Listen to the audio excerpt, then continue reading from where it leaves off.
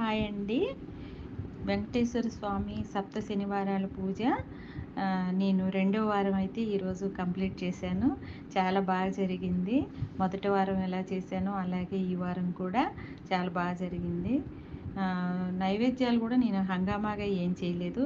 మొదటి వారం ఎలా అయితే చేశానో ఈ వారం కూడా అంతే. ఇదే విధంగా నేను ఇంచుమించు ఇలాగే 6 వారాలు చేద్దాం అనుకుంటున్నాను. 2 పిండి దీపాలు పెట్టాను అంతే.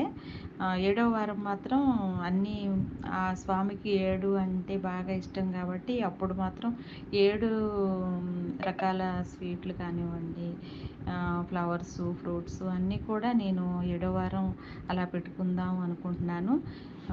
ఎవరినైనా మన రిలేటివ్స్లో కానీ మన ఫ్రెండ్స్ సర్కిల్లో కానీ ఎవరినైనా కొంచెం ఆహ్వానించి వాళ్ళకు కూడా భోజనం అది పెట్టి కొంచెం బాగా చేయాలి అని అయితే అనుకుంటున్నాను.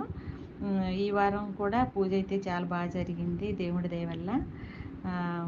ఎందుకంటే మన మనసులో ఉన్నటువంటి కోరికలు ఏదైనా సరే న్యాయబద్ధమైన కోరికలు, చదువు, మ్యారేజ్ విషయం కానివ్వండి, పిల్లలు, జాబు, ఇల్లు లేని వాళ్ళు, అలాగా మన మనసులో ఏదైనా ఒకటి న్యాయబద్ధమైన కోరికని ఒకటి అనుకొని మన మనసులో మనమైతే ఈ పూజ స్టార్ట్ చేయొచ్చు. చాలామంది ముడుపు కడతారు. నేనైతే ముడుపు అయితే ఏం కట్టలేదు. మీరు ఏదన్నా ఒక మనసులో ఒక కోరిక అనుకొని మీరు ముడుపు కట్టి కూడా అలాగ మనం పెట్టేసి చేసుకోవచ్చు. మన పూజ అయిపోయిన తర్వాత 7 వారాలు 8 వారాలు చేయాలి కదా, వడ్డీ అంటారు. 8వ వారం కూడా చేయాలి. చేసిన తర్వాత మనం టెంపుల్కి వెళ్ళి ఆ ముడుపు అక్కడ హుండీలో అయితే వేయాలన్నమాట. నేనైతే ముడుపు అయితే ఏం కట్టలేదు.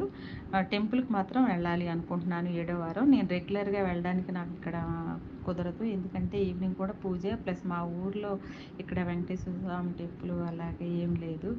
అందుకని నేనైతే అలాగే ఏం వెళ్ళడం లేదు. ఆఖరి వారం అయితే వెళ్ళాలనుకుంటున్నాను. సింపుల్గా చేశాను కదా పూజ. మీకు ఎలా అనిపించిందో ఒకసారి చూడండి. మీకు నచ్చినట్లయితే నాకు కామెంట్ చేయండి, లైక్ చేయండి, సబ్స్క్రైబ్ చేయండి. ఓకేనా? Thank you so much.